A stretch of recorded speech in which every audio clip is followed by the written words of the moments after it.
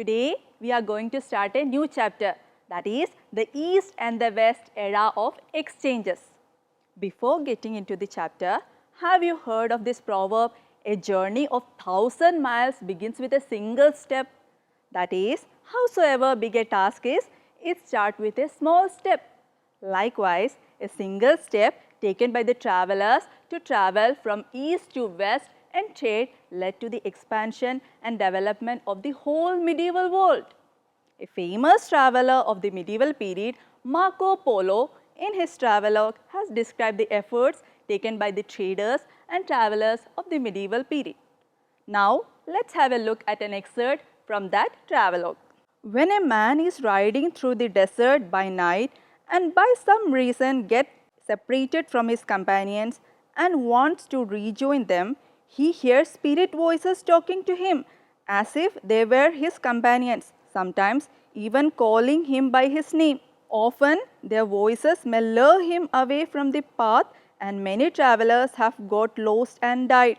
Sometimes in the night, travelers hear a noise like the clatters of the horses, and if they hear for the noise, they will find themselves in deep trouble. Sometimes they hear the noise of the drums and clash of arms. For this reason, bands of travelers may make a point of keeping very close to one another. Before they go to sleep, they set up a sign pointing in the direction in which they have to travel, and they fasten bells around the necks of all beasts with them.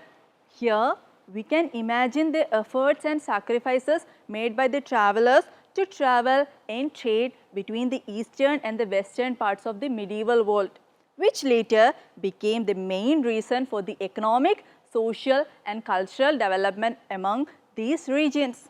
That is, the trade between the east and the west was the stepping stone to the development and exchange of the economic, social and cultural heritage of the medieval period.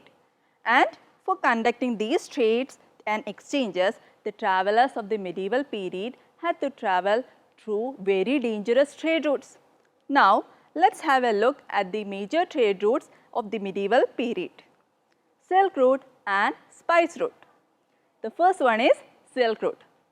The land route that extends from China to Europe was known as Silk Route, which stretched around 6,000 kilometers. This route passed through the places like China, India, Persia, North Africa and Europe.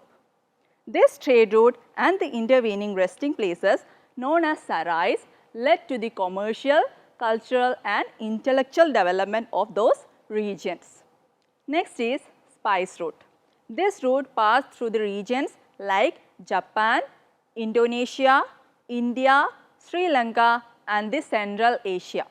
The chief commodity of the exchange in the spice route was spices. That is, the Silk Route was a land route and the spice route was a sea route.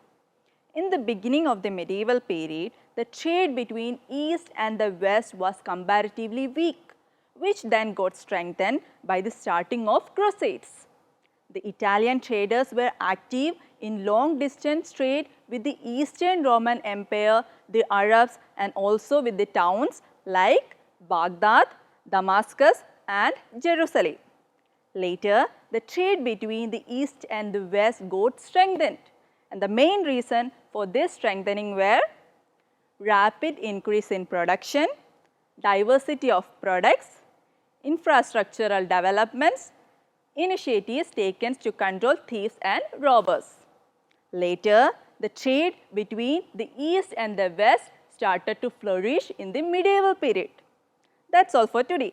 Hope you got an idea about the different trade routes and the initiatives taken for improving the trade relations.